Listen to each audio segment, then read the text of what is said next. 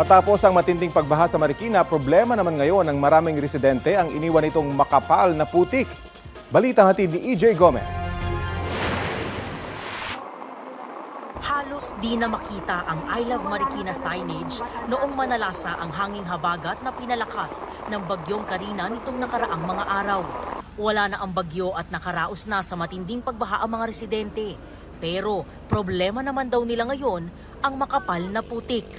Pero wisyo at delikado ito para sa mga residente. Pero tiis-tiis daw muna para makabiyahe at marating ang kanilang pupuntahan. Gaya ni Salvador na nakabisikleta papasok sa trabaho. Sobrang hirap talaga ma'am kasi mutli ka lang masimplang dun eh.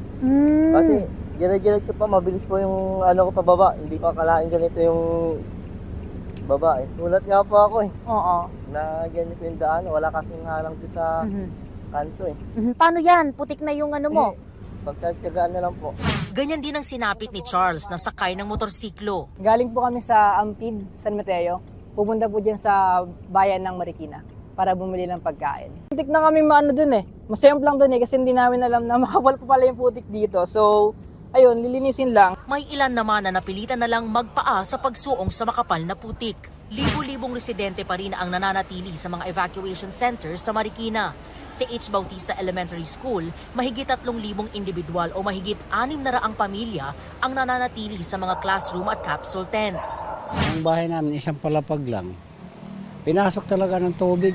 Sus, malalim. Tapos mga putik. Wala po kami na isalbang mga gamit. Lahat po lubog.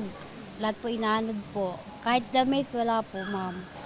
Sa ngayon po, hindi pa po kami naglilinis, hindi pa po kami umuwi. Wala po kuryente, hindi po kami makapaglinis ng bahay. Pasado alas 4 ng madaling araw dito sa Patola Street, Barangay Tumana, nananatiling madilim at walang kuryente. Ayon sa otoridad, ito yung nag-iisang barangay na sinisikap pa nilang ibalik yung kuryente matapos ang pananalasa ng bagyong Karina. Minamadali na raw ang pagsasaayos ng mga poste ng kuryente na naapektuhan ng bagyo. EJ Gomez, nagbabalita para sa GMA Integrated News.